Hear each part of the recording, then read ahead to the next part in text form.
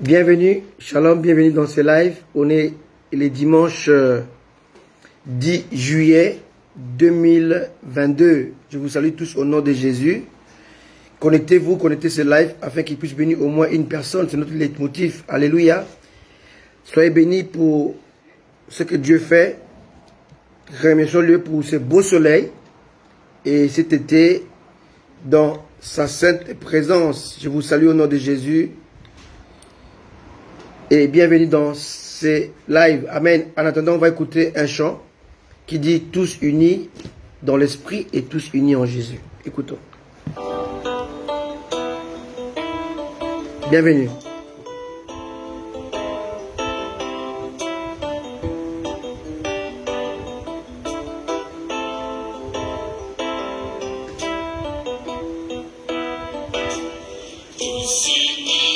Alléluia.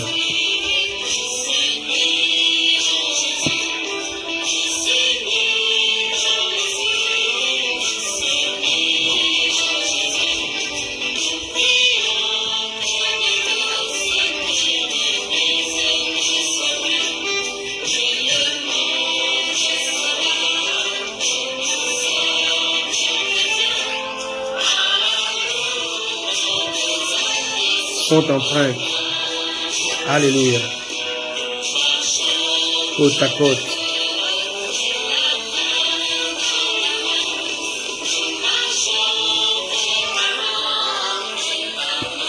Alléluia.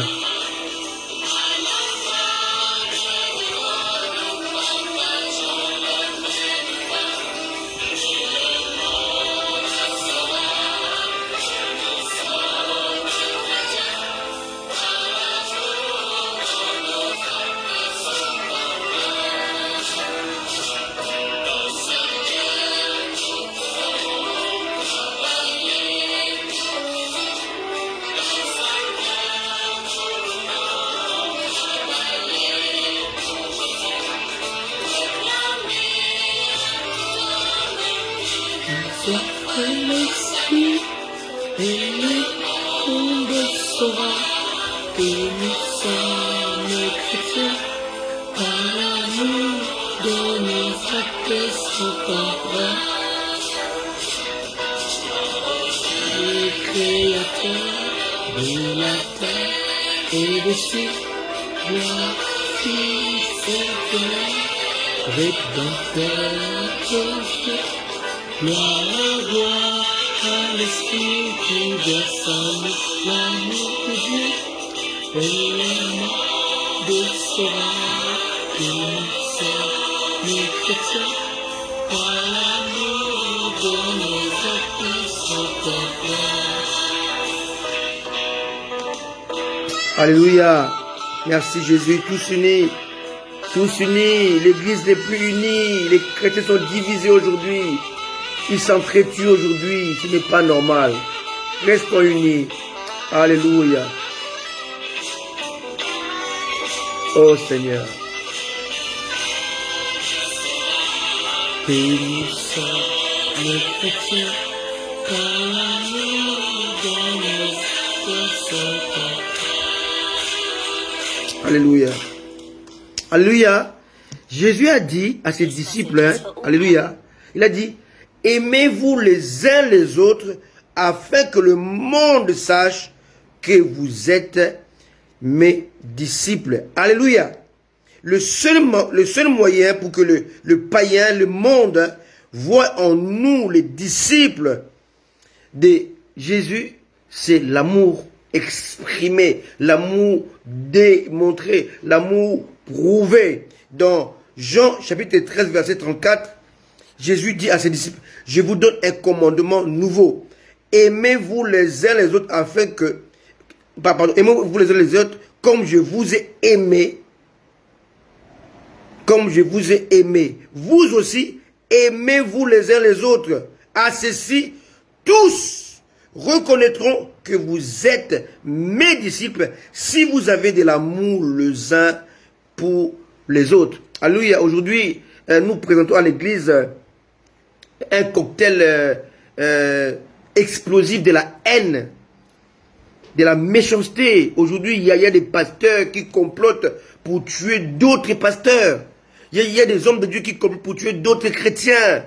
Il y a des pasteurs qui font des sermons visés. Tu vois, dans son sermon, il vise des gens qui sont normalement des chrétiens comme lui.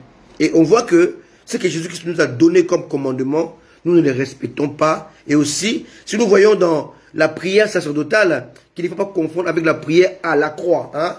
Jésus a fait deux types de prières. Premièrement, il a fait ce qu'on appelle la prière sacerdotale dans Matthieu, dans Jean 17. Et à la croix, dans Jean 19, il a aussi fait une prière. Alléluia. Quand il dit, Père, pardonne-leur. Ça, c'est la prière de la croix. Mais dans Jean 17, il fait ce qu'on appelle la prière sacerdotale. Et dans cette prière-là, il va prier encore pour l'unité des saints, pour l'unité de son peuple, pour l'unité de ses enfants. Et là, il va citer à 5 reprises le mot qu'il soit un. Je peux vous le lire. Hein? Jean 17, on commence par les versets 11. On peut commencer au début. C'est une prière qu'on appelle les prières sacerdotales ou la prière d'intercession de Jésus-Christ. Il dit, je ne suis plus dans le monde et ils sont dans le monde. Je vais à toi. Père Saint, garde-les en ton nom, garde-les en ton nom, garde-les en ton nom que tu m'as donné, afin qu'ils soient un comme nous. Ici, on voit que le nom de Jésus nous unifie. Il nous met ensemble. Il nous permet de rester unis. Le nom de Jésus. Alléluia. Il ne s'est pas arrêté là. Au verset 20, il va continuer. Il dit, ce n'est pas pour eux seulement que je prie, mais encore pour ceux qui croiront en moi par leur parole. Afin que tous soient un. Aujourd'hui, il faut qu'il y ait de l'amour entre ceux qui prêchent la parole de Dieu et ceux qui reçoivent la parole de Dieu. Entre les prédicateurs, et les brebis du Seigneur. Mais là, on voit la guerre entre ceux qui prêchent et ceux qui reçoivent. Ce n'est pas normal. Alléluia. Alléluia. Pour que je puisse avoir de l'électricité, il y a un récepteur et un fournisseur. Il y a d'un côté un émetteur et de l'autre un récepteur. Souvent, les hommes de Dieu sont des émetteurs. Et ceux qui écoutent sont des récepteurs. Mais aujourd'hui, nous sommes dans ce qu'on appelle, je prêchais un jour, les transceivers. Le transceiver, en français, transcepteur, qui fait en même temps l'émetteur et en même temps le récepteur. Faisons très attention. Alléluia. Et là encore, il nous parle qu'il faut qu'il y ait de l'amour prouvé entre celui qui prêche la parole de Dieu, qui dispense, et celui qui la reçoit. Il ne s'est pas arrêté là. On continue. Verset 21. Comme toi, Père, tu es en moi, et comme je suis en toi, afin qu'eux aussi soient un. Donc nous devons avoir de l'amour que le Père a manifesté au Fils. Et cet amour-là, c'était un amour affectif. Voici, celui-ci est le Fils bien-aimé en qui j'ai mis toute mon affection. Donc l'amour doit être un amour affectif, un amour entre le Père et le Fils, un amour qui se donne et qui donne. Dieu a tant aimé qu'il a donné et Christ a tant aimé qu'il se donnait. D'accord? Donc là, on a troisième type d'amour prouvé. D'accord? L'amour imité. L'amour est vu entre le Christ, entre le Père et le Fils. Quatrièmement, verset 22, Jean 17. Je leur ai donné la gloire que tu m'as donnée, afin que, je leur donne la gloire que tu m'as donnée, afin qu'ils soient comme nous, afin qu'ils soient un comme nous sommes un. Donc la gloire, si quelqu'un vous dit qu'il a la gloire de Dieu, ou il manifeste la gloire de Dieu, il n'a pas l'amour, ce n'est pas la gloire de Dieu. C'est clair et net et précis. Quand vous voyez quelqu'un qui prêche la parole de Dieu, il y a la foule, il y a les peuples, il y a des gens qui disent, et il y a des miracles, des produits, tout ce que vous pouvez voir. Mais si derrière ce que vous voyez, il n'y a pas l'amour pour les âmes, il n'y a pas l'amour pour les autres, il n'y a pas l'amour pour son épouse, il n'y a pas l'amour pour ses enfants, il n'y a pas l'amour pour le peuple de Dieu, cette gloire ne vient pas de Dieu. La gloire qui vient de Dieu produit l'amour. Et cinquièmement, verset 23, moi en eux et toi en moi, afin qu'ils soient parfaitement un. Ici, Jésus va parler pour la 5e fois l'amour qui se manifeste et qui devient un amour parfait. Et l'amour parfait vient seulement après la manifestation de l'amour glorieuse, de l'amour produit par la gloire. Ce n'est pas un message aujourd'hui, mais c'est juste pour vous dire aujourd'hui que aujourd'hui, tout est dans l'église sauf l'amour. Alléluia. On dit tous unis dans l'esprit, tous unis en Jésus. En Jésus, on ne peut pas être divisé. On doit être unis. Aujourd'hui, il y a beaucoup de scandales entre chrétiens, entre enfants de Dieu. Et ça, ce n'est pas normal. Alléluia. Amen. Et je me rappelle encore, lorsque j'étais encore un jeune chrétien, nous chantions un chant qui disait « Je ne sais pourquoi dans sa grâce ». Alléluia. Et je veux bien vous mettre ça aujourd'hui. Parce qu'il est temps que les chrétiens, l'église reviennent à son premier amour. Alléluia. Je ne sais pourquoi dans sa grâce. Je ne sais pourquoi. Mais il m'a tant aimé. Alléluia. Jésus m'a tant aimé. Alléluia. Nous devons retourner encore dans ces premiers amours-là. Lorsque tu servais Dieu, lorsque tu t'étais converti la première fois. Alléluia. Tu étais là dans le Seigneur. Alléluia. Tu t'accrochais au Seigneur. Alléluia.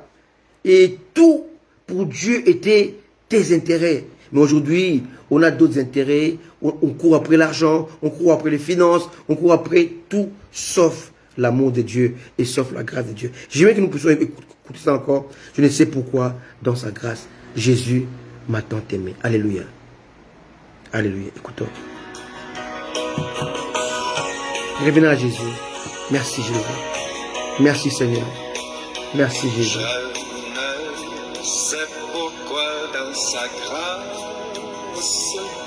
Jésus Il m'a tant aimé. m'a tant aimé. Pourquoi par son sang, Pourquoi par son il sang, efface il efface ma dette et mon péché. ma dette, mon péché. Mais ce que je sais, alléluia, Mais je sais en lui j'ai la vie. Il m'a sauvé dans son amour. Encore l'amour.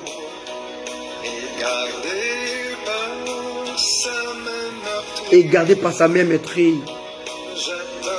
Voilà le but du christianisme. J'attends son retour. Tu attends quoi? D'être riche? D'être fort? D'être puissant? Non. Attends son retour. Attends son retour. Tu ne sais pourquoi dans sa grâce. Je ne sais comment la lumière éclaire tout mon cœur. Et la lumière me montre mes défauts. J'ai compris ma misère et reçu mon sauveur. Je ne sais pas comment il a fait, mais ce que je sais, en lui, j'ai la vie. Il m'a sauvé dans son amour. Il m'a gardé à cause de sa main blessée, trouée, percée. Mon but, c'est d'attendre son retour. Alléluia. Que ce chant vous amène à la réflexion.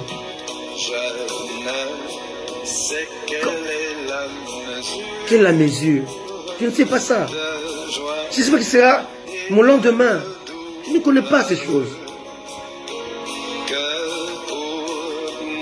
Pour moi, faible créature, réserve mon Seigneur. Mais ce que je sais, en lui, j'ai la vie. Il m'a sauvé dans son amour. Dans son amour. Oh Seigneur Jésus.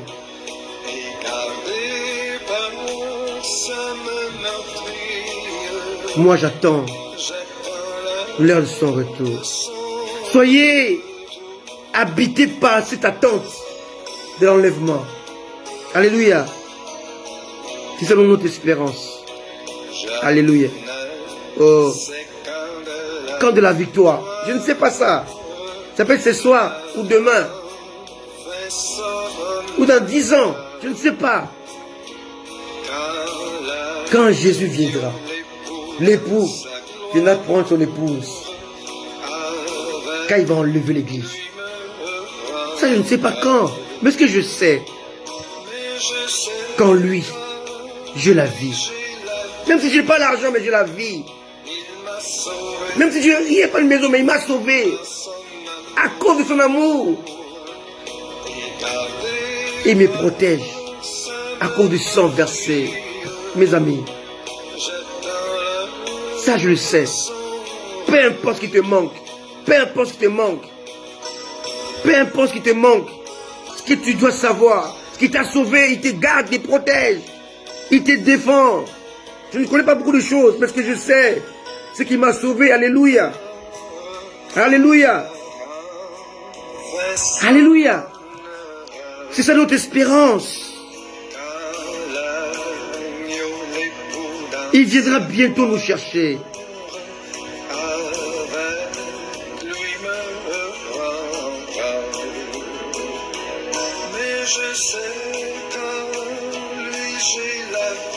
Je la vis. Il m'a sauvé dans son amour.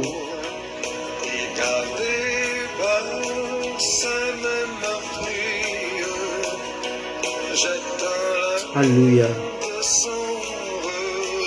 L'amour doit revenir à l'église. L'amour doit revenir à l'église. Et il n'y a pas d'amour exprimé sans le pardon exprimé. Alléluia.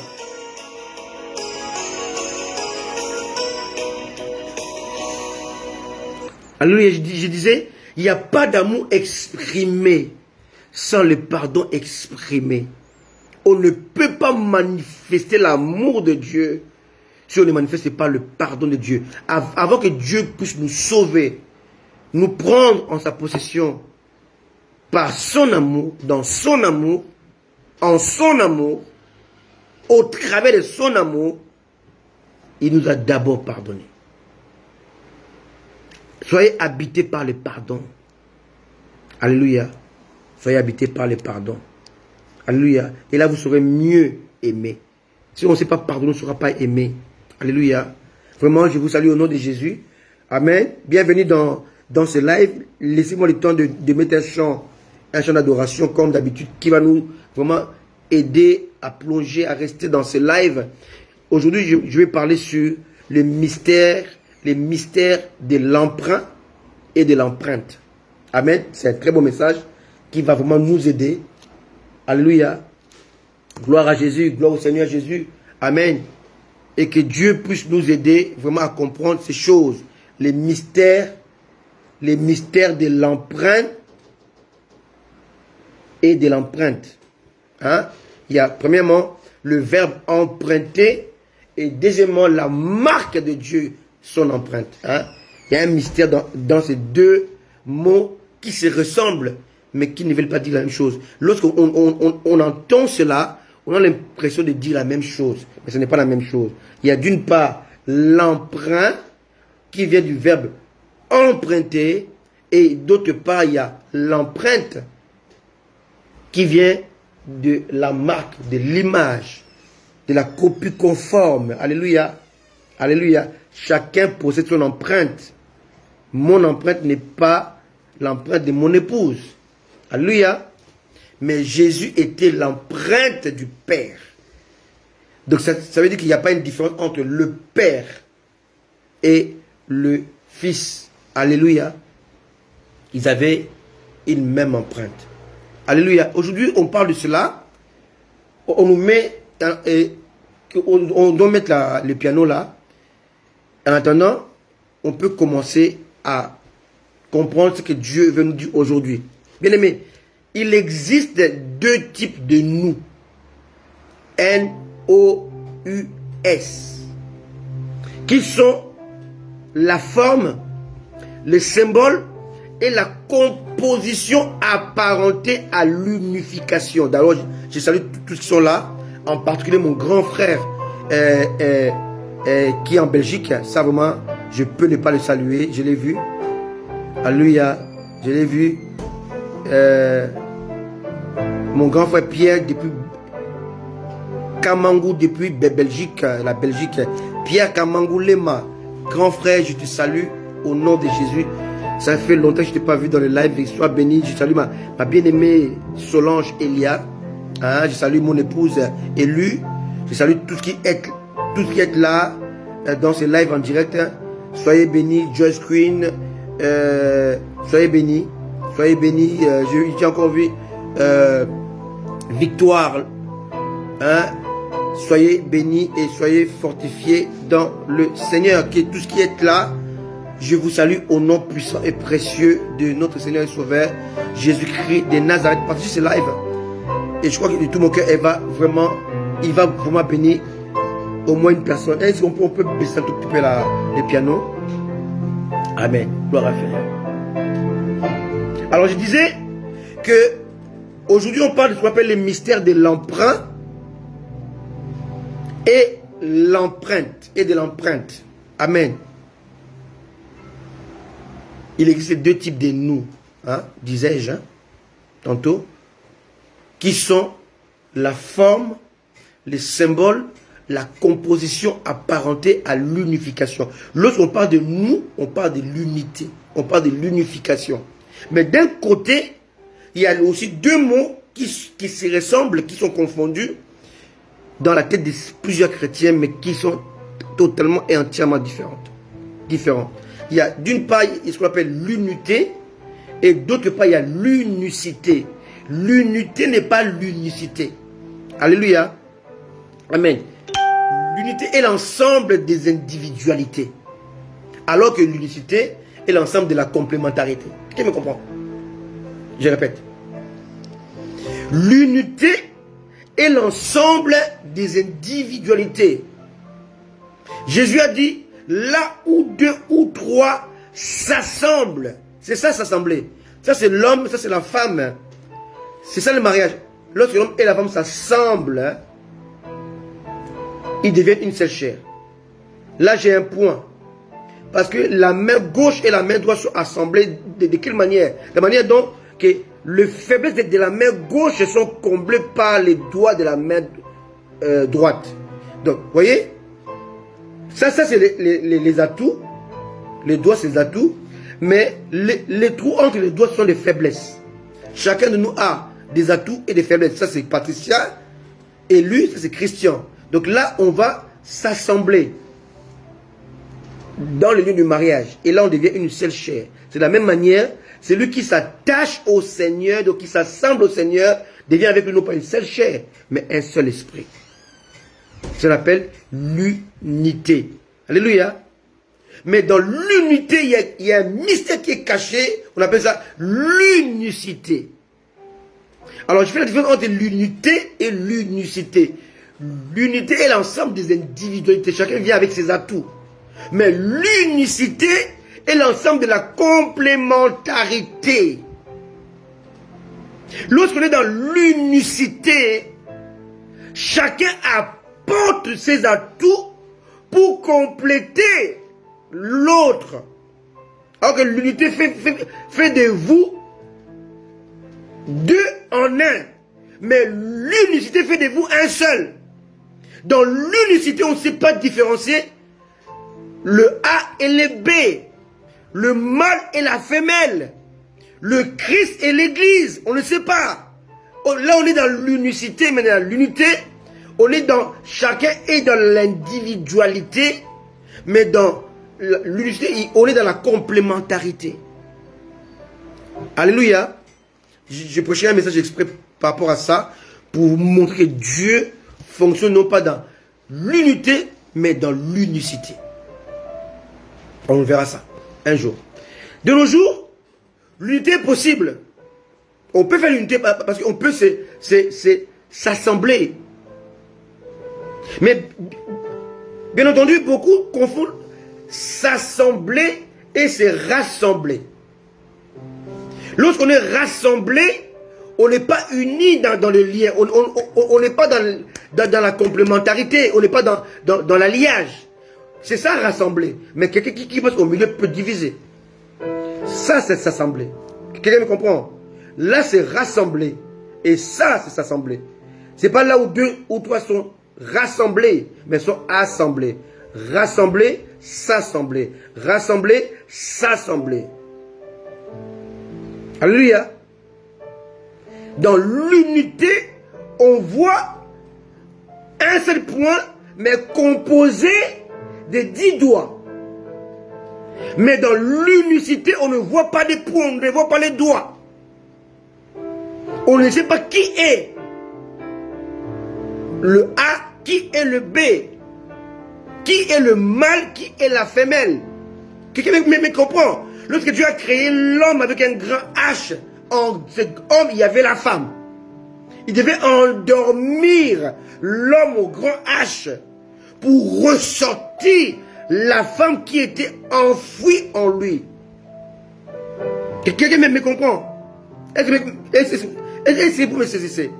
C'est très important. Alléluia. Alléluia. Donc je disais que aujourd'hui, l'unité est possible. Cependant, l'unicité est difficile. Pourquoi? Parce qu'il y a la méfiance, il y a l'orgueil et il y a l'égoïsme. On peut se rassembler, mais on ne peut ne pas être complémentaire. Pourquoi? Pour être complémentaire, chacun doit s'oublier, doit se défaire en faveur de l'autre. C'est ça l'unicité. Le mystère de l'emprunt est nullement synonyme de l'empreinte. Or, dans ce monde séculier, Dieu ne peut pas agir en dehors du mystère de l'emprunt. Pourquoi? Parce que lorsque Dieu a créé l'univers, il a créé les choses visibles et invisibles. Beaucoup oublient que le vent est invisible. Mais pourtant, nous le ressentons. Alléluia. Quand le vent souffle, on sent le vent, mais on ne peut pas le voir. Donc le vent est invisible. Quelqu'un me comprend? On peut voir le soleil, mais on ne peut pas le saisir. Cette lumière-là qui émane du soleil.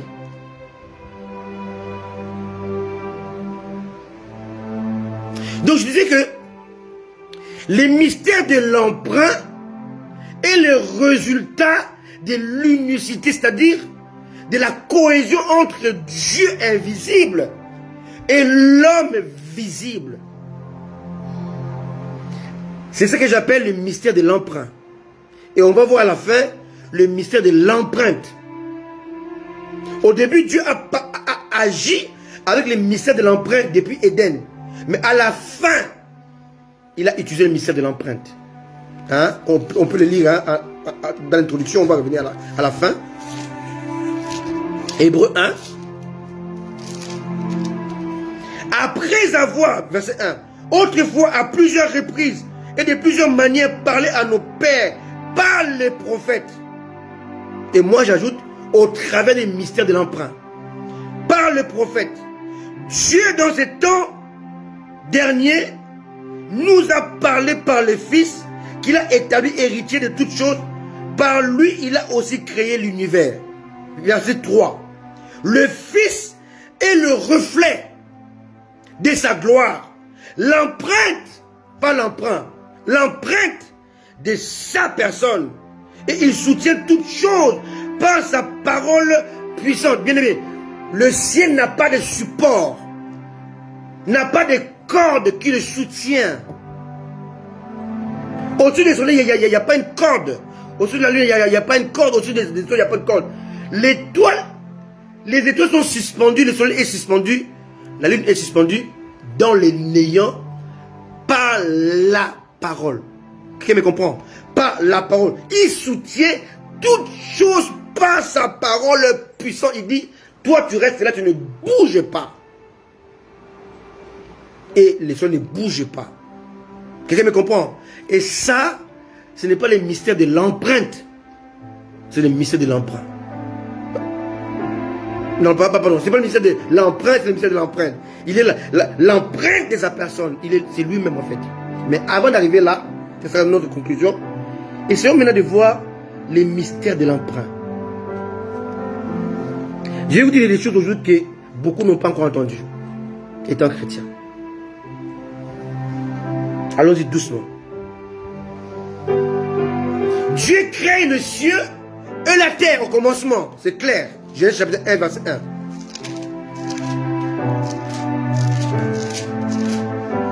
Au commencement, Dieu créa les cieux et la terre. Mais la Bible nous parle de deux commencements, pas de un seul. Il y a le commencement de Genèse chapitre 1, verset 1, et le commencement de Jean chapitre 1, verset 1. Mais il faut être conscient de ces deux commencements pour placer l'un avant l'autre. Or, ce qui est écrit n'est pas véridique de ce qui est. Jean 1, verset 1, parle aussi du commencement. Alléluia. Jean 1, verset 1. Au commencement était la parole, et la parole était avec Dieu, et la parole était Dieu. On a d'une part le commencement de Genèse chapitre 1, verset 1, et d'autre part le commencement de Jean chapitre 1, verset 1. Dans ces deux commencements, c'est celui qui apparaît le premier et en réalité le deuxième. Le commencement de Jean chapitre 1, verset 1 existe ou a été établi avant le commencement de la Genèse chapitre 1, verset 1. Jean chapitre 1, verset 1 parle du commencement de Dieu, de l'existence, de celui qui a donné à l'existence le pouvoir d'exister. Dans Genèse chapitre 1, verset 1, celui qui a existé, mais a commencé à faire. On ne peut pas faire si on n'est pas. Je suis avant de faire. Je suis avant d'accomplir. Or, celui qui est présenté aux hommes par la parole de Dieu n'est pas le premier, mais le deuxième. Il y a des choses que Dieu a commencé avec toi, mais qui ne se voient pas. Quelqu'un me comprend? Il y a des choses que Dieu a fait avec toi, qui ne se voient pas, mais qui vont se manifester après, lorsque tu auras la maturité. Donc le commencement de ta vie n'est pas le commencement de ton existence. Si nous lisons les psaumes 39, 139, on va comprendre cela. Je répète, le commencement de ta vie n'est pas le commencement de ton existence. Lorsque l'enfant naît, on commence à compter les jours. On dit, il a un jour. Mais en réalité, l'enfant existait dans le rein de son père et dans les ovocytes de sa mère. J'appelle ça création indexée. En moi existait un grain, une semence qui devait devenir enfant, que lorsque ma semence devait féconder les ovocytes de mon épouse élue. Et la rencontre de ces deux semences, deux mystères, va engendrer, enfanter un enfant. Mais en réalité, l'enfant existe dans le père et dans la mère, d'une manière séparée. Mon Dieu. On va avancer. Donc, ça veut dire que lorsque la grossesse commence, le même jour, par rapport à la science, l'enfant est d'abord une semence, est d'abord un grain, d'une manière indexée. Mais Dieu a vu l'enfant dans les deux domaines. My God. Dans le domaine de la terre et dans le domaine de l'esprit. Dans le domaine de la chair et dans le domaine de l'esprit. Dieu t'a vu lorsque il a créé le ciel et la terre. Dans Genèse. Mais Dieu t'a vu aussi lorsqu'il a existé. Il a donné à l'existence le pouvoir d'exister dans Jean chapitre 1, verset 1. Donc tu as existé dans Jean 1, 1 en Christ. Et tu as existé dans Jean chapitre 1, verset 1 au travers de la terre. Et tu as été formé au travers d'Adam. My goodness. Est-ce que quelqu'un me comprend ça? Juste pour revoir les messages pour comprendre certaines choses qui vous échappent. Le psaume chapitre 139, verset 7. Où irai-je loin de ton esprit?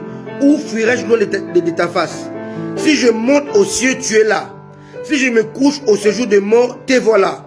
Si je prends les ailes de l'aurore et que j'aille habiter à l'extrémité de la terre, là aussi ta main me conduira et ta droite me saisira. Si je dis au moins les ténèbres me couvriront, la nuit devient lumière autour de moi. Même les ténèbres ne sont pas obscures pour toi. La nuit brille comme le jour et les ténèbres comme la lumière. C'est toi qui m'as formé, qui a formé mes reins, qui m'a tissé dans le sein de ma mère. Et ici on voit que Dieu va nous tisser lorsqu'il y a la rencontre entre la semence de l'homme et les ovocytes de la femme.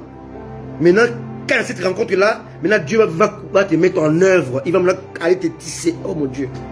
Il va regarder comme dans un miroir. Il regarde, hein, il regarde Patricia, comment elle est formée, il regarde Christian. Maintenant, il va maintenant tisser l'enfant. Il donne à l'enfant le trait de Patricia, le trait de Christian, pour que l'enfant puisse être l'alliage de deux. Ce que Dieu fait. Voilà le travail que Dieu fait. Amen. Et là, David l'explique. Alléluia. Verset 14. Je te loue de ce que je suis une créature si merveilleuse. Tes œuvres sont admirables. Et mon âme le reconnaît bien. Mon corps n'était point caché devant toi. Maintenant, maintenant, David va parler de comment tu as existé. Dans Genèse chapitre 1, verset 1. Mon Dieu. Verset 15. Mon corps n'était point caché devant toi. Lorsque j'ai été fait dans un lieu secret, tissé dans le profondeur de la terre. Donc, Genèse chapitre 1, verset 1. Là où quand Dieu dit, Dieu créa le ciel et la terre, dans la terre, tu étais déjà là. Quelqu'un me comprend? Maintenant, là, David montre l'origine de l'homme par rapport à la terre et l'origine de l'homme par rapport à la formation dans le ventre, l'œuvre que Dieu accomplit. Et Dieu nous montre aussi dans Genèse chapitre 3, dans Jean chapitre 1, pardon, verset 1, que nous venons aussi de la formation de son existence. Parce que nous sommes l'épouse, dont l'épouse est sort de l'époux. Or, si Adam était allongé, endormi, pour sortir Ève, de la même manière Christ était allongé sur la croix, mort, endormi, pour sortir l'église. Donc si tu es l'église, comme tu es l'église, donc tu es sorti de Christ. Donc si tu es sorti de Christ, oh, Christ est Dieu. Christ n'a pas été créé, Christ a existé. Mon Dieu. Or si tu existes en Christ, tu n'as pas été créé. Donc tu as deux types de création en toi. Tu as été créé au travers de la création de la terre. Tu as existé, non, donc pas créé, existé au travers de Christ. Maintenant, créé au travers de Christ, donc tiré au travers de Christ, tu es immortel. C'est ça ton esprit. Tiré au travers de Genèse chapitre 1, verset 1, tu es mortel. Donc tu es poussière. Donc en toi cohabite la poussière et l'esprit et l'âme. En fait, l'homme est esprit, il possède une âme et il vit dans un corps. Est-ce que quelqu'un me comprend? Et tout ça c'est expliqué dans le psaume 39, verset 1 jusqu'à la fin. Vous pouvez le lire à la maison. Alléluia. Donc je reviens à mon message sur l'emprunt et l'empreinte. Alors, lorsque Dieu va créer le ciel et la terre, Dieu va commencer par créer. Il faut lire comment c'est écrit dans la parole de Dieu. Hein? Au commencement, Dieu créa le ciel et la terre. Pas le ciel, le ciel. Il y a plusieurs cieux. Ce qu'on voit là, quand nous élevons les yeux, on appelle ça le firmament. Il y a encore plus loin, après les traverser les exosphères, propofères, toutes ces dimensions-là, on va arriver au deuxième ciel. Et le deuxième ciel, c'est le ciel qui est actuellement équipé par le monde des ténèbres. Ça s'appelle le deuxième ciel. Et si on dépasse ce deuxième ciel, on va encore plus loin. On va arriver au troisième ciel. Et c'est écrit dans votre Bible, dans ma Bible. Le troisième ciel s'appelle le paradis. Hein? On peut le voir dans la parole de Dieu. Je ne vais pas inventer. Hein? Dans Corinthiens, on va étudier la parole de Dieu. On va étudier la parole de Dieu. Parce que les chrétiens avalent tout et n'importe quoi. Dans 2 Corinthiens 12, hein? Et Paul parle, verset 2. Je connais un homme en Christ qui fut il y a 14 ans ravi jusqu'au troisième ciel. Donc le troisième ciel s'appelle le paradis ou bien le sein d'Abraham. C'est un lieu réservé aux saints. Lorsqu'un saint meurt, son corps est enterré, son âme attend le jugement, mais son esprit va au troisième ciel, au paradis, dans l'attente de l'enlèvement. D'accord? Donc, troisième ciel. Dieu n'a pas créé trois cieux, il a créé les cieux, plusieurs cieux. Quelqu'un me comprend? Et lorsqu'on dépasse le troisième ciel, on monte encore plus haut, on dépasse les cieux de cieux. Ce sont les mystères. Je n'ai pas le temps de vous expliquer ça aujourd'hui. Et là, on va maintenant arriver dans ce qu'on appelle les royaumes des cieux. Le siège de Dieu. Quelqu'un me comprend? Et là, on est dans l'inaccessible. L'apôtre Paul parle et dit, Dieu habite une lumière inaccessible à l'homme. Ni le diable, ni les hommes ne peuvent aller ou atteindre ces niveaux des cieux où Dieu a placé son trône. Si bien que Dieu aussi a placé son trône en nous, d'une manière miniature, par son esprit. Mais d'une manière réelle, le ciel de Dieu existe. Mais le trône de Dieu n'est pas le trône comme sur la chaise sur laquelle je suis assise. Donc il y a un endroit pour mon dos et un endroit pour que je puisse m'asseoir. Non. Le trône de Dieu est constitué des êtres. Là où Dieu s'adosse, il pose son dos, sont des êtres qu'on appelle des séraphins. Là où Dieu s'assoit, il s'assoit sur les chérubins.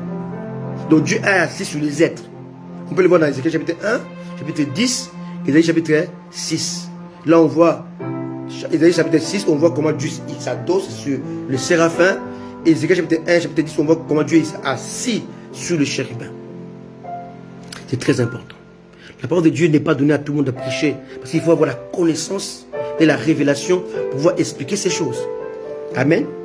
Maintenant, je vais parler aujourd'hui du mystère de l'emprunt. Dieu va séparer les choses inaccessibles et les choses accessibles. Les choses invisibles et les choses visibles. Maintenant, Dieu va établir l'homme responsable des choses visibles, dont la terre. Mais avant de créer la terre, Dieu va finir son travail de créer les cieux. Comprenez-moi très bien. Ce qui est écrit dans votre Bible, dans la parole de Dieu, dans Genèse, on donne seulement l'explication ou comment Dieu a créé les choses terrestres, pas célestes. Et ça, la Bible n'en parle pas. La Bible en parle un tout petit peu dans Job. Dans Job, il parle comment, lorsque Dieu créait les choses de la terre et comment il était assisté par les ciels. En fait, Dieu a créé les cieux avec ses composants afin que ces composants célestes assistent Dieu pour la création de la terre. Là, on est dans la haute sagesse, dans la haute connaissance. Mais supportez-moi encore. On voit ça dans Job chapitre 38. Job 38. L'Éternel maintenant parle à Job qui croyait qu'il était intelligent, sage, qui commençait à juger Dieu, qui commençait à condamner Dieu. Maintenant Dieu nous parle de ce que Job ignorait. Job 38 verset 1.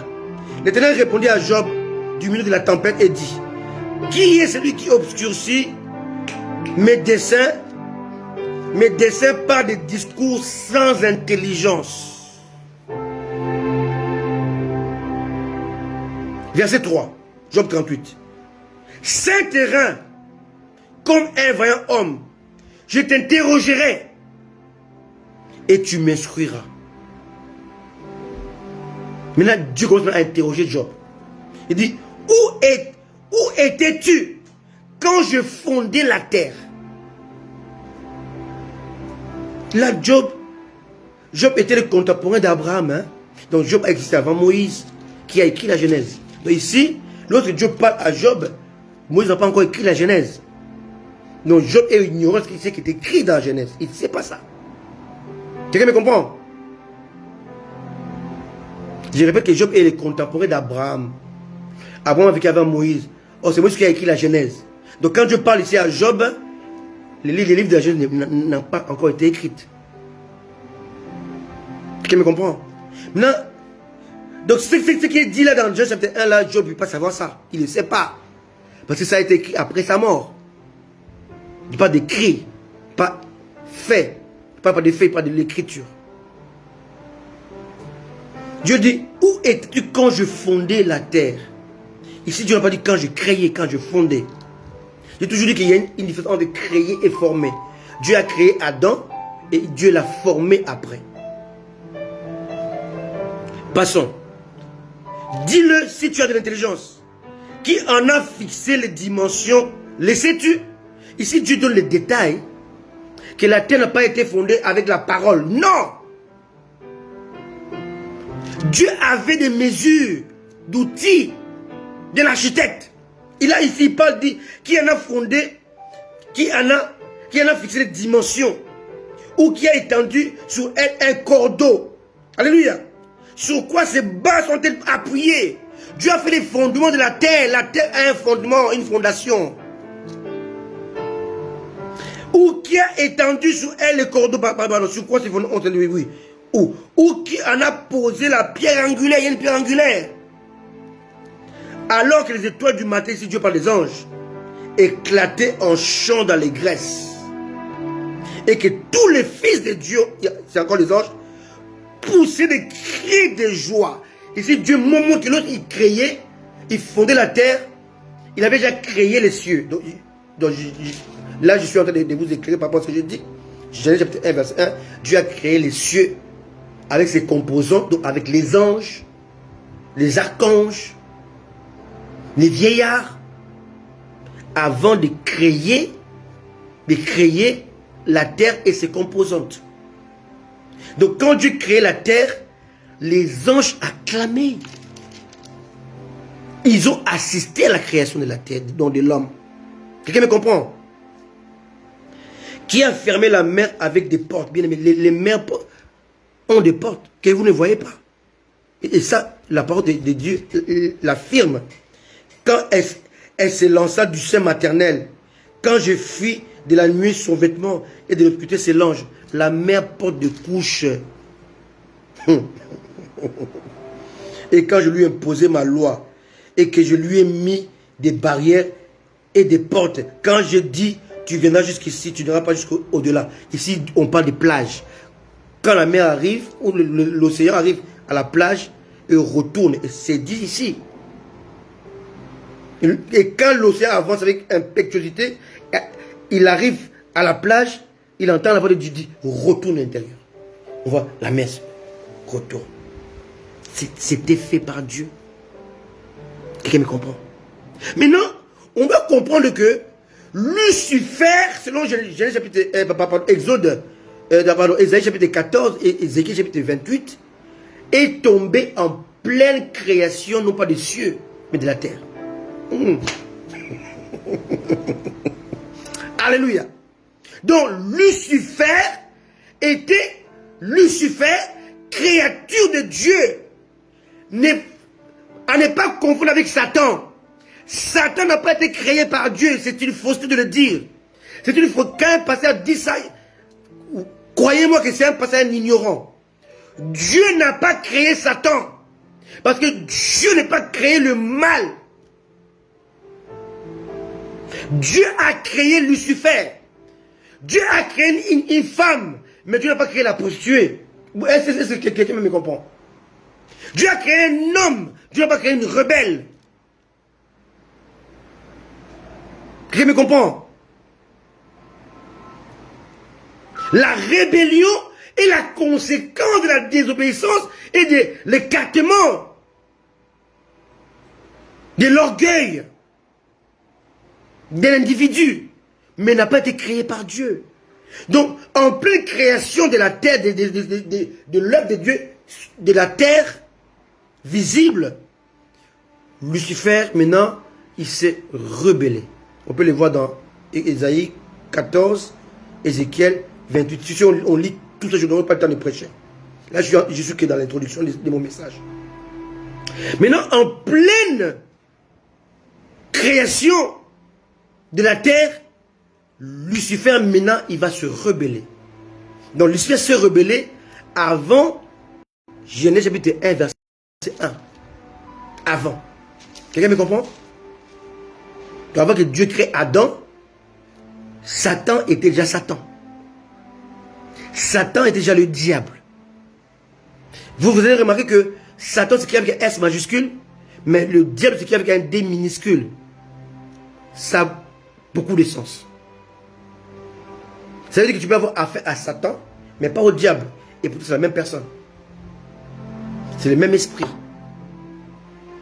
Quand on parle de Satan, on fait allusion à cet esprit qui avait les atouts de Dieu. On dit que votre adversaire, le diable est un adversaire. Mais Satan n'est pas un adversaire.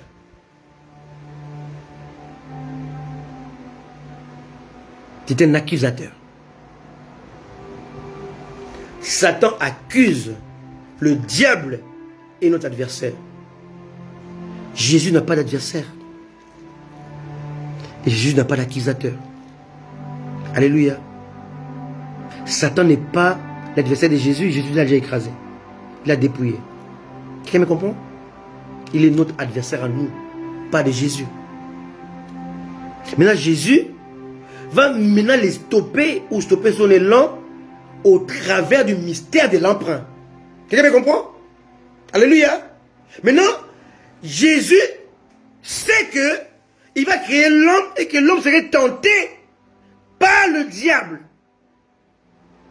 qui viendra avec des mots retournés, contournés par des choses subtiles, la ruse.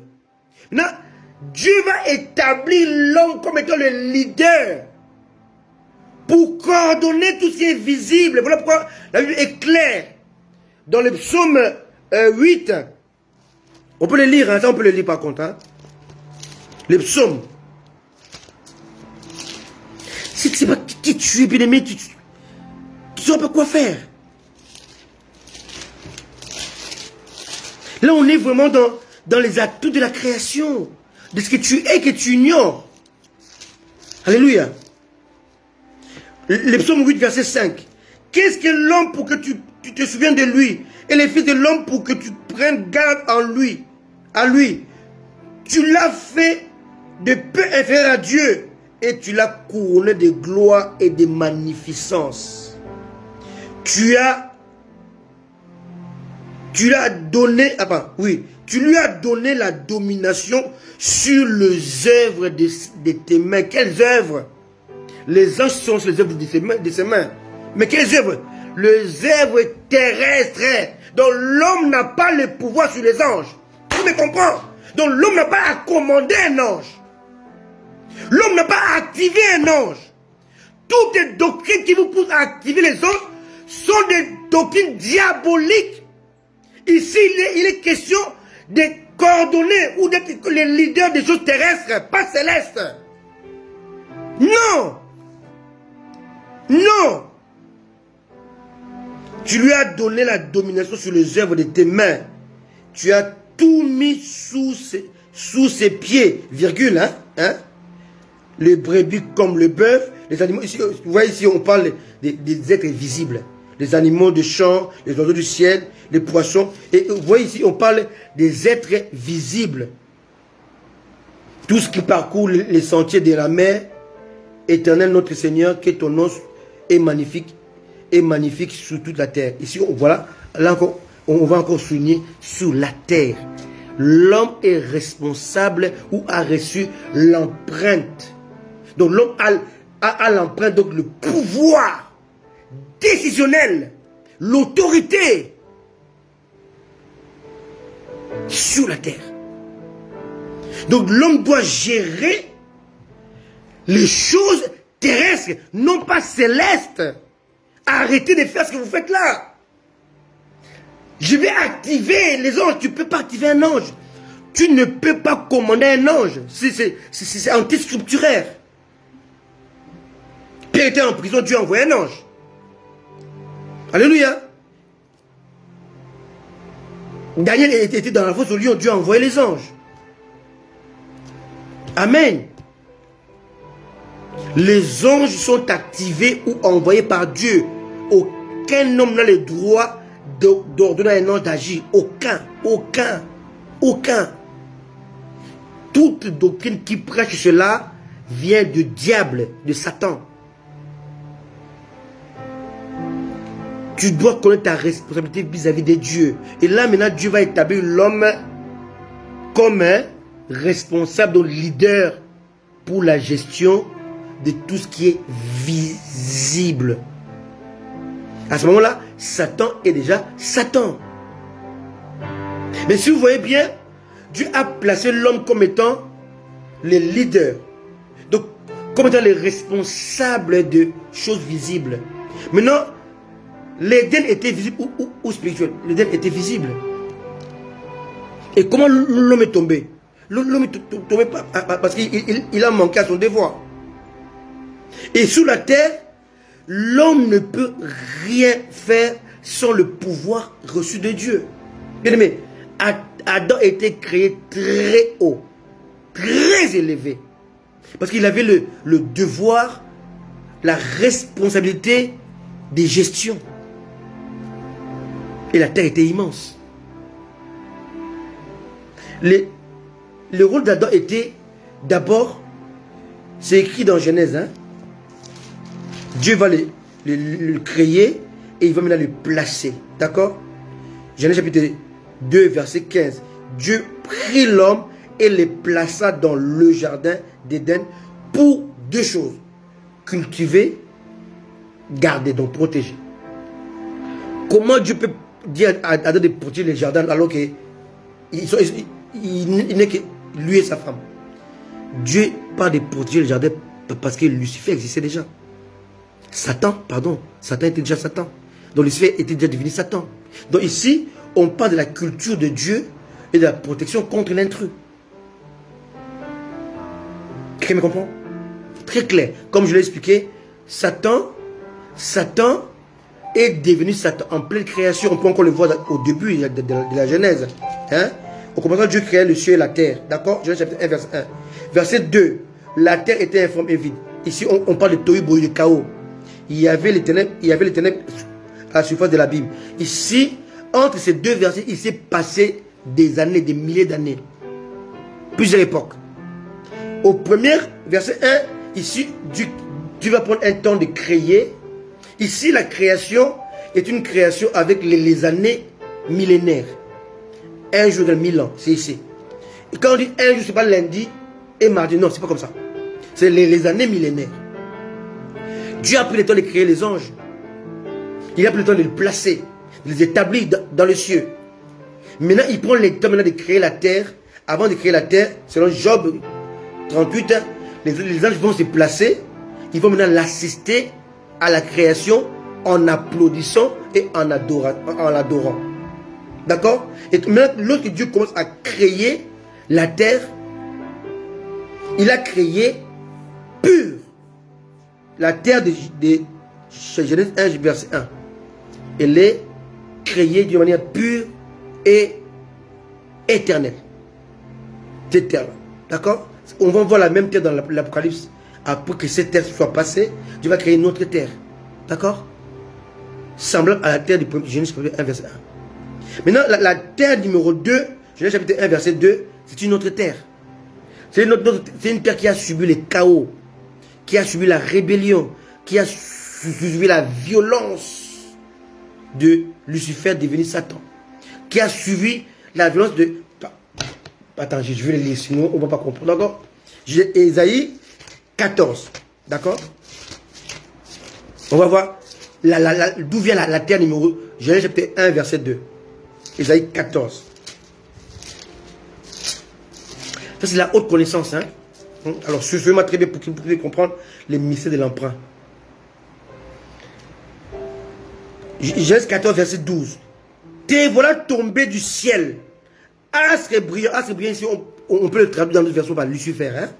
Astre brillant, c'est son vrai nom. L'ange de lumière, l'ange qui porte la lumière. Fils de l'aurore, tu es abattu à terre, donc tu es tombé sur la terre. Toi, le vainqueur des nations, tu disais en ton cœur, je monterai au ciel, je lèverai mon trône au-dessus des étoiles des cieux, des étoiles de Dieu. Je marcherai sur la montagne de l'assemblée, je monterai sur le sommet des nuées, je serai semblable au très haut, mais tu as été précipité dans le séjour des morts, dans les profondeurs de la fosse. Ici, Dieu parle comment Lucifer a été précipité sur la terre. Et quand il tombe sur la terre, on est dans la terre numéro 2. La terre était informe et vide. Et quand il est tombé, il a rendu la terre informe et vide.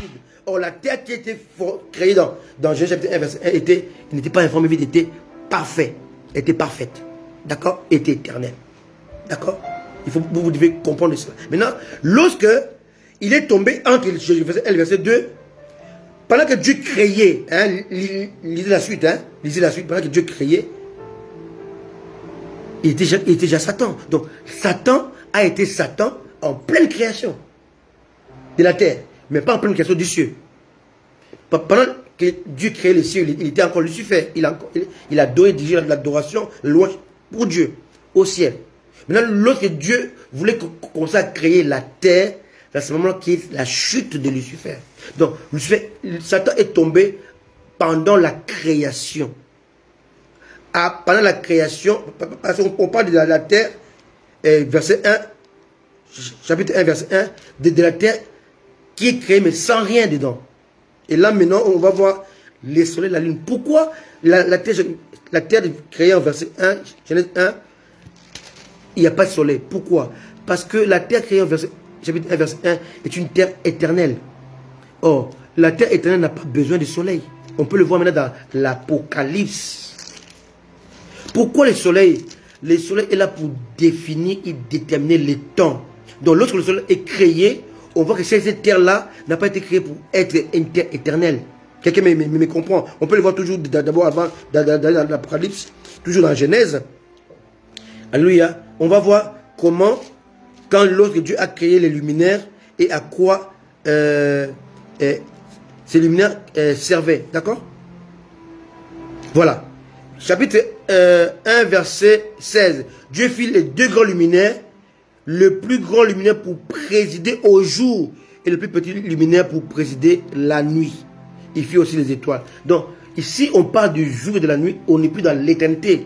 On est dans le permanent. On est dans une période qui a un commencement et une fin. Or, lorsqu'on a un commencement et une fin, on n'est plus dans l'éternité. Alors que la terre du chapitre 1, verset 1 est une terre qui a été créée éternelle. D'accord?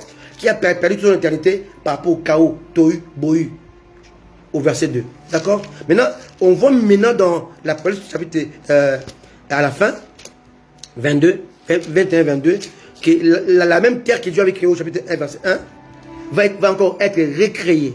Ok? Alors, on est au verset... Voilà. Chapitre 21 de l'Apocalypse, verset 1. Puis je vis un nouveau ciel et une nouvelle terre. Car le premier ciel et la première terre avaient disparu et la mer n'était plus. Et si vous voyez, lorsque Dieu parle de la ville, et Dieu va maintenant nous dire que il n'y a plus besoin de soleil. Pourquoi? Parce qu'on est dans l'éternité, de la même manière dans Genèse chapitre 1, verset 1. D'accord? Vous pouvez le lire Qu'on dit cette ville n'a pas besoin de soleil pour être éclairée, car Christ est sa lumière. Or, Christ était sa lumière, Jean chapitre 1, verset 1. Je ne sais pas si quelqu'un a compris, mais je vais continuer dans mon introduction parce qu'on aura le message dimanche prochain. Alors, maintenant, Dieu va donner des responsabilités à Adam qui va les transmettre à ses générations, à ses descendances. Donc, Dieu maintenant a placé le ciel comme son trône et son département, son environnement. La terre est désormais l'environnement soumis à l'homme. Comprenez-moi très bien. Alléluia. Dieu est Dieu. Il ne peut pas se contredire. Alléluia. Alléluia. Voilà pourquoi, avant que Dieu agisse sur la terre, Dieu est obligé d'emprunter ou d'avoir une licence. Donc Dieu doit passer par un instrument. On dit, les cieux sont les cieux de l'Éternel, mais il a donné la terre au Fils de l'homme. Quelqu'un me comprend? Aussi, il a donné la terre au Fils de l'homme. Dieu ne peut pas agir sur la terre sans passer par le mystère de l'emprunt. L'homme doit emprunter un peu de Dieu pour faire comme Dieu. Voilà pourquoi Jésus a dit, tout ce que je fais, je le fais de ta part. Satan, quand il tentait, Jésus dit, ce pouvoir, ce royaume m'a été donné et je la donne à qui je veux. Je donne à qui je veux. Qui lui a donné? Mais c'est clair. C'est Adam qui lui a cédé cela.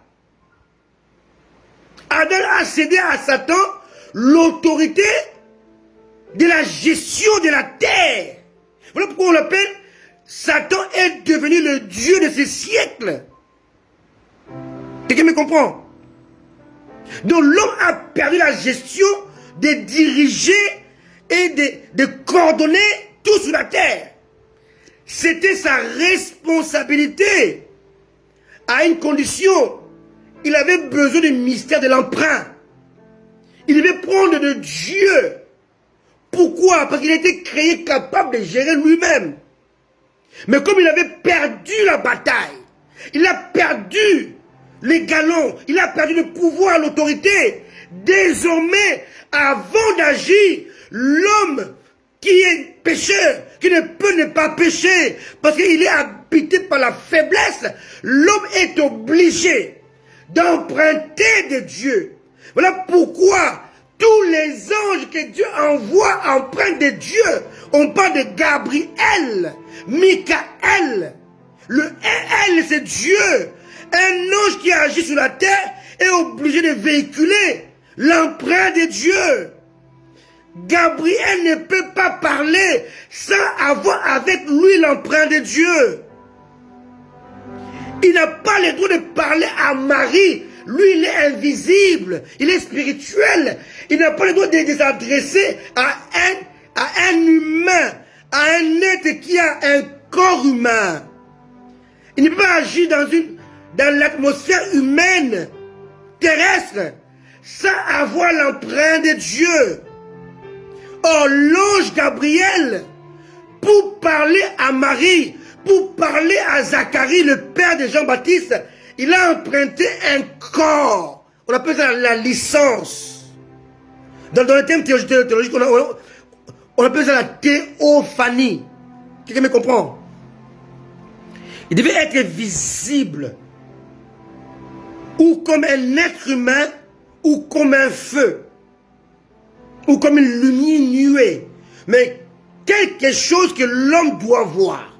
Voilà pourquoi lorsque Dieu a conduit son peuple dans le désert, en quittant l'Égypte, il s'est manifesté de deux manières. Sous la nuée que l'homme peut voir, ou sous le feu que l'homme peut voir. Dieu doit se visibiliser parce qu'il a affaire aux hommes qui doivent voir. Quelqu'un me comprend? Si Dieu ne peut pas se visibiliser, il doit se matérialiser. Parce qu'il est question d'un monde matériel, non pas spirituel. Dieu est spirituel, donc il ne peut pas agir dans le matériel. Parce qu'il a cédé à l'homme matériel. Quelqu'un me comprend? Voilà pourquoi, lorsque Dieu est parti chez Abraham, il avait la forme humaine. Abraham n'a pas vu 3 esprits, il a vu 3 hommes. Dieu a emprunté le corps de l'homme pour parler à l'homme. De la même manière, l'homme doit emprunter l'esprit de Dieu pour accomplir la volonté de Dieu dans le cœur des hommes. Et là, on est dans le mystère de l'emprunt. Pas de l'empreinte. Le mystère de l'empreinte, tu prends les atouts de Dieu. Mais le mystère de l'empreinte, c'est Dieu qui descend lui-même.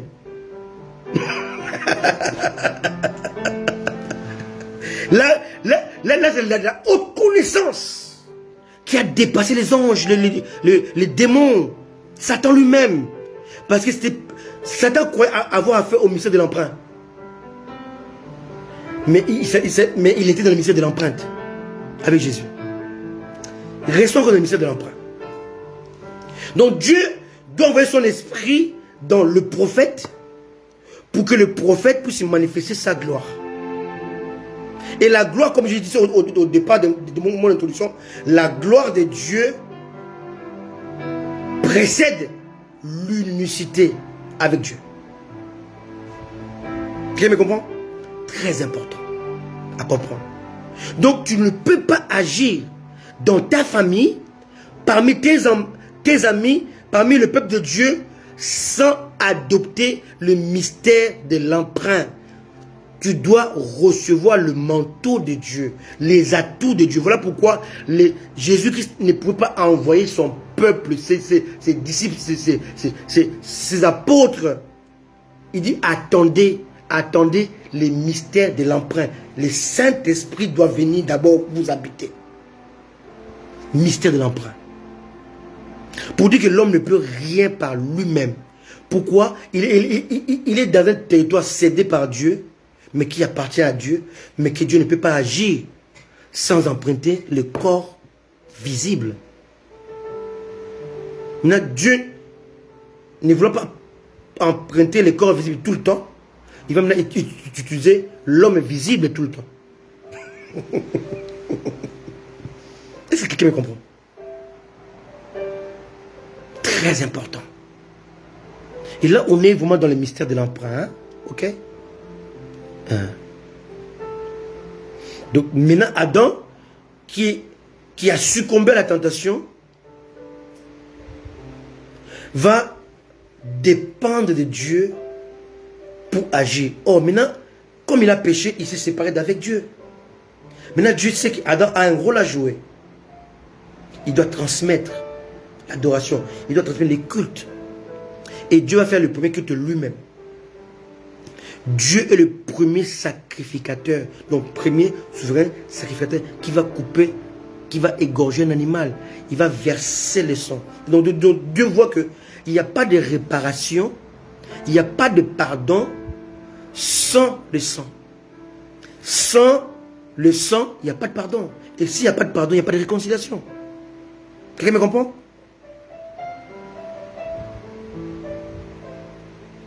Alors, il faut qu'il y ait pardon, suivi des réconciliations, suivi de l'équipement. Donc Dieu ne peut pas t'équiper si tu n'as pas pardonné et s'il ne fait pas allusion au sang de Jésus-Christ. C'est un fait. Quelqu'un me comprend? Parce que toi et lui, vous êtes séparés pas à cause du péché. Maintenant, Dieu va couper la tête d'un animal, il va verser le sang. Et la partie de la peau qui est en contact avec le sang, c'est là où Dieu va mettre comme... qui va toucher la peau d'Adam et Ève. Aussi, l'autre qui porte ses habits de peau, maculés par le sang. Or, le sang d'animal, c'est ça, l'animal ne pêche pas. D'accord? Parce que l'animal n'a pas conscience du péché. Quand on n'a pas conscience du péché, donc il ne pêche pas. Quand il pêche pas, son sang est innocent. Donc, quand Dieu voit le sang innocent, au travers de la peau animale que l'homme portait, Dieu peut maintenant redonner à l'homme ce que l'homme avait avant. Donc, l'autorité, le jugement, la considération, le leadership. Voilà pourquoi Adam devait maintenant les transmettre à Caïn et à Abel. Voilà pourquoi on parle de ces deux-là, comment ils ont fait l'offrande. Or, l'offrande de Caïn et d'Abel était différenciée par rapport au sang. D'accord? Je crois que j'ai approché cela, je ne vais pas rester dedans. Donc, en fait, l'homme est devenu le substitut de Dieu pour agir au nom de Dieu. J'ai dit au début par rapport à la prière de Jésus-Christ. Prière sacerdotale. Là, on est dans les sacerdoces. Donc ici, on est dans l'emprunt. D'un côté, Dieu emprunte pour nous paraître. D'un côté, l'homme emprunte pour exercer, agir, définir, accomplir, réaliser. Très important. Et c'est celui qui emprunte de Dieu, dans le mystère de l'emprunt, doit manifester l'amour, la compassion, la passion. Quand tu vois dans l'homme de Dieu l'orgueil, le désamour, le manque de compassion, la violence, la haine, l'hypocrisie, Dieu n'est pas avec lui. Quand tu vois l'amour de l'argent, le désamour des âmes de Dieu, les profits, la recherche de la gloire éphémère, Dieu n'est pas avec lui. Je devais m'arrêter. Je ne fais que introduire ces messages. Le mystère de l'emprunt.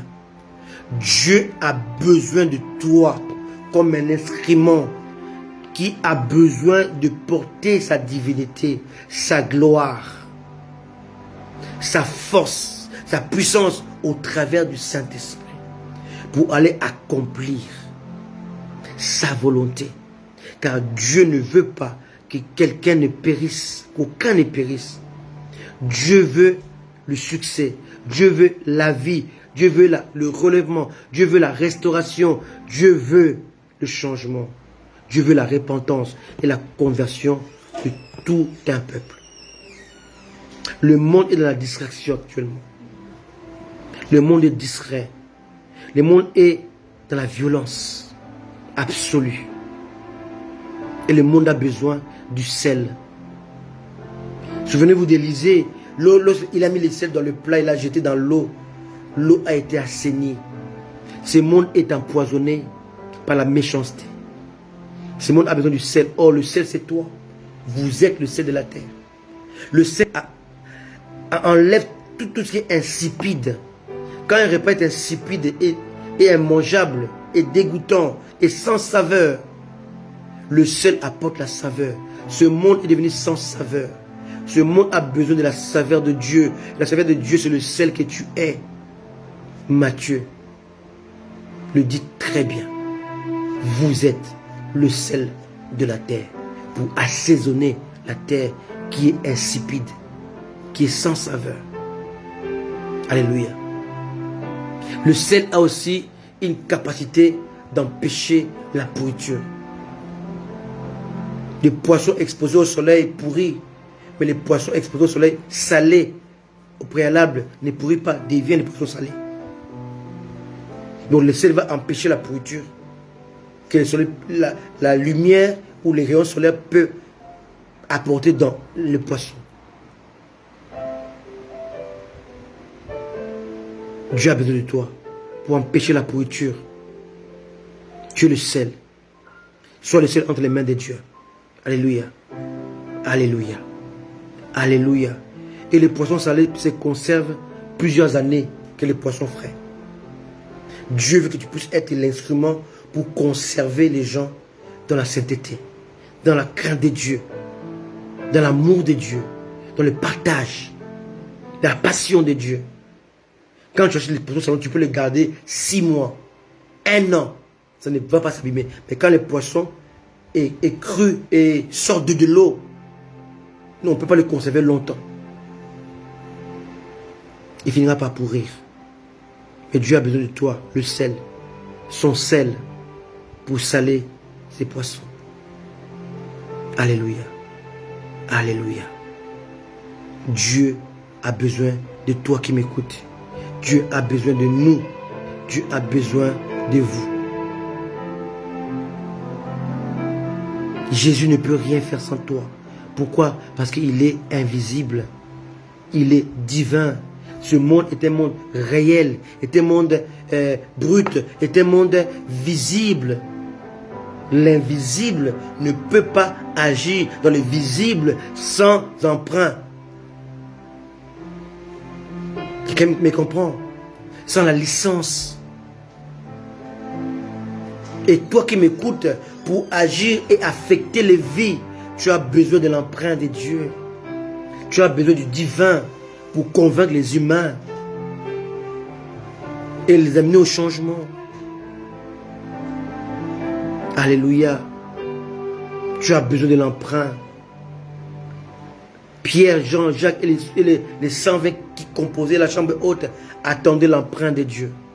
Les mystères de l'emprunt. Une partie de Dieu pour accomplir. Tous les prophètes qui ont été puissants, qui ont donné des révélations extraordinaires, ils avaient emprunté un peu de Dieu. Daniel, Ézéchiel, alléluia. Les anges, Gabriel, Michael, le EL est toujours placé à la fin de celui qui apporte l'empreinte de Dieu. Gabriel, Michael, Ézéchiel, Daniel.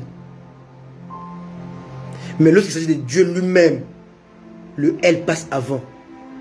El Shaddai, El Elohim, El Elion, El Haï, El Gamma. Lorsque le El est avant le nom, c'est Dieu qui est lui-même en train d'agir. Là, on est dans le mystère de l'empreinte. Lorsque le E est à la fin, il s'agit de l'homme qui a prêté de Dieu. Et on est dans le mystère de l'emprunt. C'était juste l'introduction d'aujourd'hui. Je ne vais pas vous garder longtemps. Dimanche prochain, Dieu voulant, on va maintenant développer cela. On va voir comment le mystère de l'emprunt agit et comment le mystère de l'empreinte agit. Alléluia. Ne manquez pas le live de dimanche prochain. Partagez ce live aussi aujourd'hui. Ne manquez pas dimanche prochain, on parlera en long et en large sur le mystère de l'emprunt et le mystère de l'empreinte.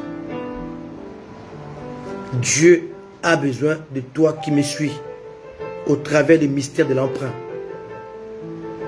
pour toucher les âmes, pour sauver les âmes, pour ramener les âmes à lui, le Créateur, le Sauveur et le Rédempteur. Que Dieu vous bénisse, que Dieu vous accorde sa grâce, que Dieu nous préserve du malin en attendant l'enlèvement. Je vous aime de tout mon cœur. Moi et mon épouse élue, nous serons toujours là pour vous apporter la parole révélée, la parole pure et non mixée. Soyez bénis, revoyez ces messages, partagez-le et je crois de tout mon cœur qu'il bénira au moins une personne. Soyez bénis et je vous aime de tout mon cœur. À très bientôt. Ciao, bye bye.